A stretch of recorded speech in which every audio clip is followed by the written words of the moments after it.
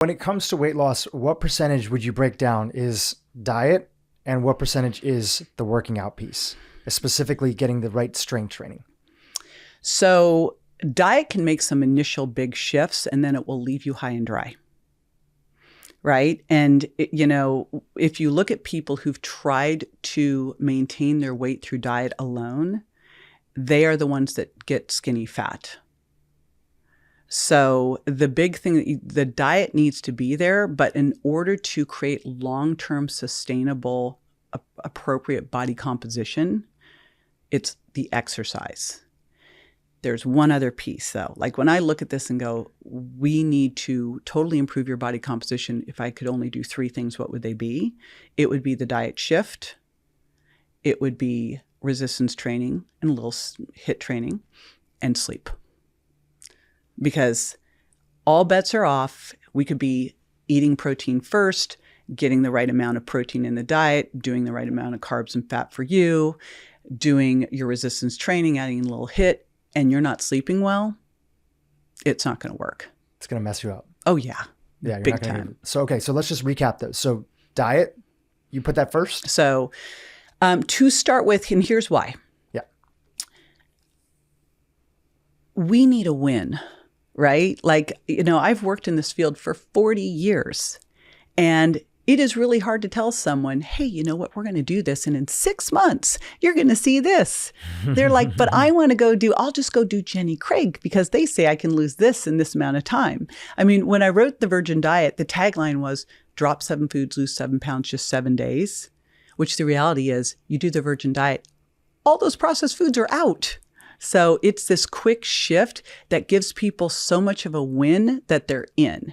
We know in weight loss that faster weight loss gets people emotionally in the game, and then they tend to have better results. They're more likely to stick to the diet. They're more likely to feel like I'm committed to this process. Yeah. So personally, I like to start, and I like to do one thing at a time, because if you give people too many things, they do nothing. Yeah. Right? So my first thing is, if all you started with was to start tracking, and I work with a couple clients now, and we actually are doing this with groups. If you won't track, I will not work with you. Won't do it. I feel like we need to just take a moment to talk about tracking, because that in itself feels so intimidating for people. And yet it's so powerful when you do it initially, because you actually go back to this core idea you shared earlier, which is that most of us are underestimating our calories, not to mention underestimating our protein intake by, some high percentage, right? You said 40% on the calories, and I don't know what it is with protein, but we know that people are underestimating that too. So let's talk about tracking, right? Some people feel like it's intimidating. Remind us again why it's so key. And then what is the best way to go about it? Like, what are some of the tips that are there to actually make it part of your life, but for somebody to feel like, oh, my life is not consumed by tracking. Right. And this is not you're going to track for the rest of your life. So that in itself already should give people some ease. Right. And with anything I do, I go, why don't we just do this for a week? Or let's just do this for 21 days. Can we agree we could do anything for 21 days? We've had to track other things, so it's not like this is out of the ballpark. We're just going to start with this. Just let's do it for a week and see.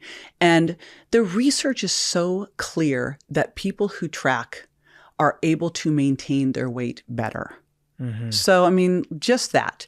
So for me with tracking, the first thing I like people to do is just track. Don't make a change. Just track. And let's track for a week and let's see where you average land. How many calories are you average eating a day?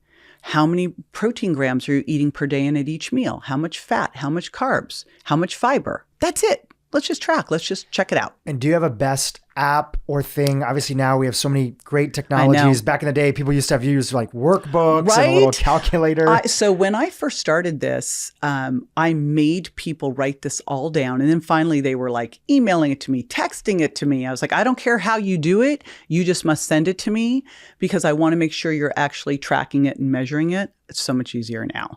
So there's 2 that I love. I love Lane Norton's Carbon app. And I also love this is a free one. It's Chronometer. Chronometer. Yeah. It's so easy.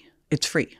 Yeah. And I don't know about Chronometer, but like, can you like scan a barcode? So typically like if you get eggs or this, you can and then scan it remembers. It and learns your stuff. So and generally most people are eating, minus eating out, they're generally eating the same meals. You know, they probably have like 13, maybe 20 go-to meals that they're making on a regular basis. Right. So once you get them in, you're just pulling that same meal up or that same food up. It is a pain to start, and then it gets very easy. And it's also can be a challenge when you're eating out, but it's so mission critical because now all of a sudden you are actually asking the questions that I always teach people to ask that they don't ask. You're really looking what you're ordering.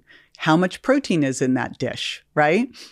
So you can do it and it will change your behavior so quickly. So that's why just like week 1, you don't have to change anything. All you need to do is track. Just by tracking, guess what will happen? You will start to change your behavior like, oh my gosh, because it also will make you think if you are going to grab that extra keto cookie, because it all counts. Too much healthy food's unhealthy. And I'd argue with a lot of the stuff out there. It's amazing after the Virgin Diet, you know, I had to field so many questions of all this gluten-free junk food. And then keto had a resurgence and now there's all this keto junk food. You know, it's like, for the most part, the closer we can get to nature, we're going to be better off. So the first thing you do is start with tracking. And I had a great nutrition mentor early on, and he said, we need to add before we take away. And so the second thing that you do is that you ensure that you are getting optimal protein.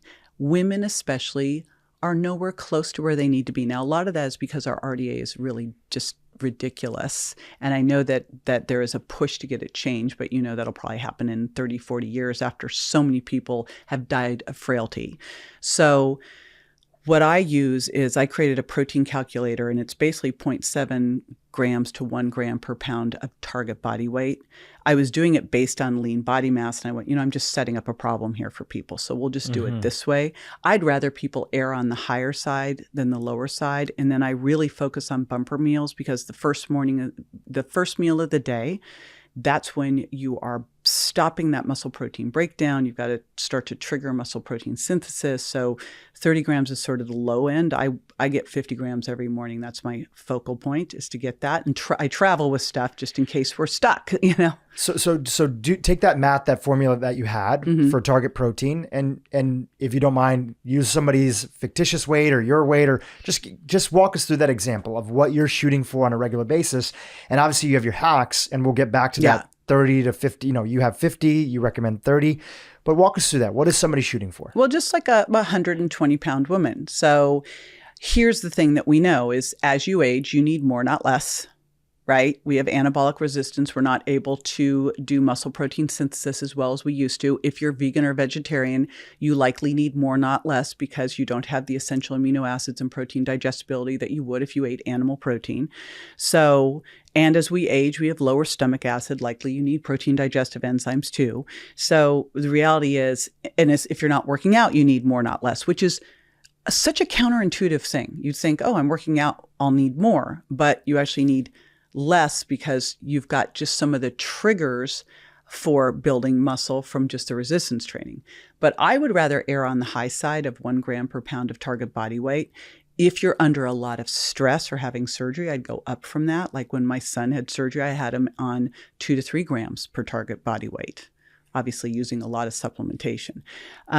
So 120-pound woman, that would be with 30 grams minimum at a meal, with the beginning and ending meal most important. That's really 40 grams at each meal, but she could go higher. She could go 50 at the morning and evening and a little lower at lunch. The evening's important too, because overnight you're going to go into muscle protein breakdown again. So let's reduce that as much as possible. Yeah. So just to tease out a few things that are there. So number one, for your clients that you've worked with, and obviously you've written books and sold, a bazillion copies, and, have different programs that people have gone through. When people start and it comes to the topic of protein, I have the experience of having kind of shared that with my sisters and podcast guests that have come on and have talked about the power of protein, just like you. A lot of women feel like, whoa, I'm not eating anywhere near to that amount. What do you find for your average woman that's out there, let's maybe go a little bit higher in weight. 120 might be a little bit lower than the average weight of a lot of the women that might be out there that are 40 plus.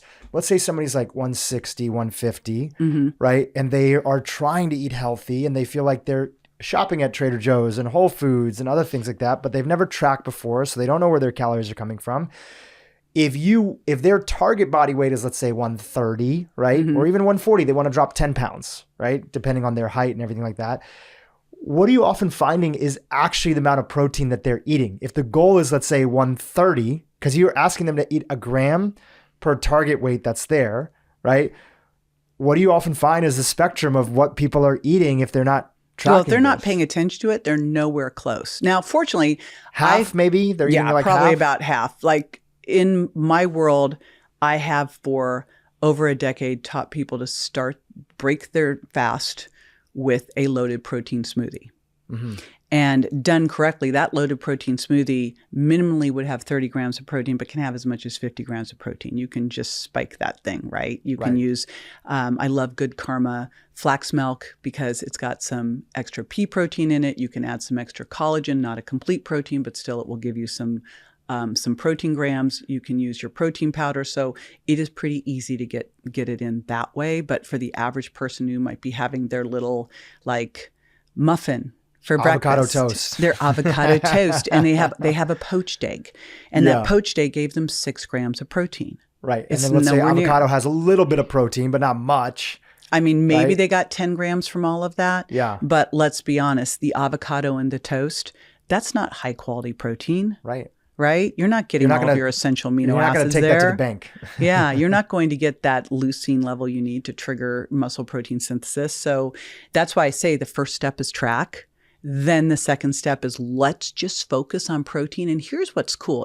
What's bizarro is the food guide pyramid that became the My Plate was like a science experiment. No people group in history had ever eaten the way that the food guide pyramid had put together. And in fact, it is so obesogenic, it's ridiculous. Like if you look at what makes people gain fat, it's a low protein, high carb, high fat diet. Like the single thing we know is don't eat high carb, high fat. And that's what that pyramid was, right?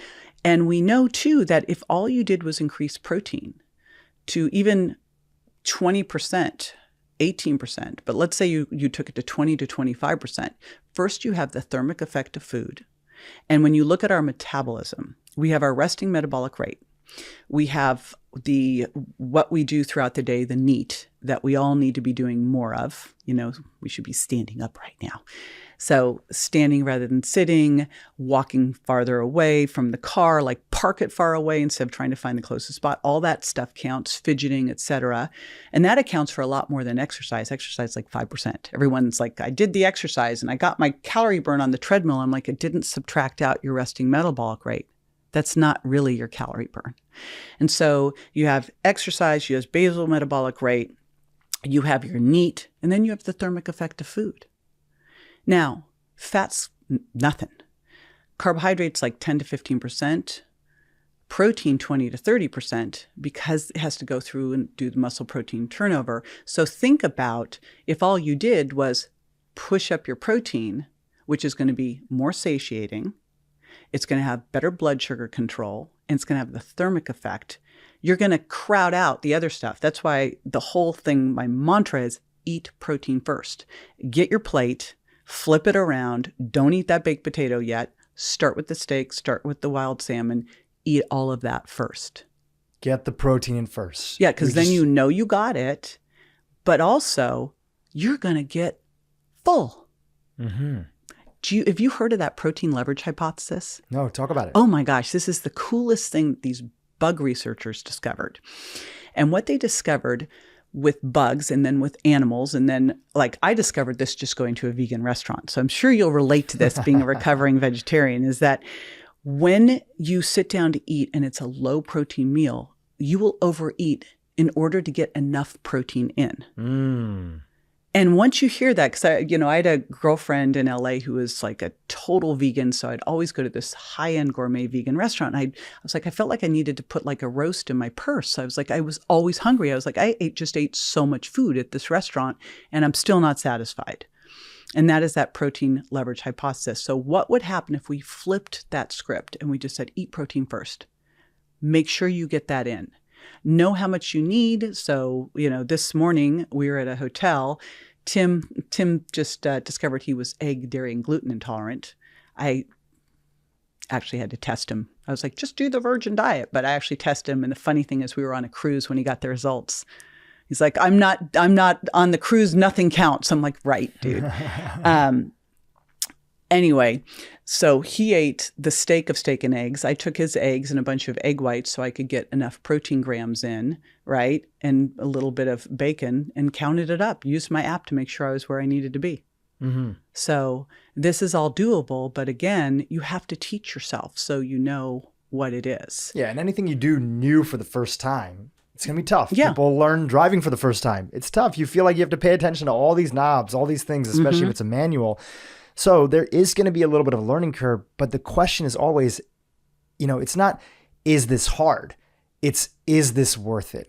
And when I think about it, there's so many people, and unfortunately, I feel like women are a huge percentage of this because so much of our media culture targets and preys upon women. The magazines that are out there, they used to be on one extreme. Now they're on a different extreme. Maybe we'll talk about that in a second. But there's so much that preys upon women and the societal standards. And yes, we want to be healthy, but there's a lot of people that want to sell to women. And so they end up going on these up and down constant roller coasters that just stress them out. It drives me nuts. Literally the message I have is the message I've been talking about for 40 years. And it just breaks my heart to see what is being sold to women. Hey YouTube, if you enjoyed what you just saw, keep watching for more great content on how to improve your brain and your life. If you fix your metabolism, because a healthy body will lose fat and hold on to or build muscle, if you shift that focus and improve that body composition, then fat loss becomes effortless.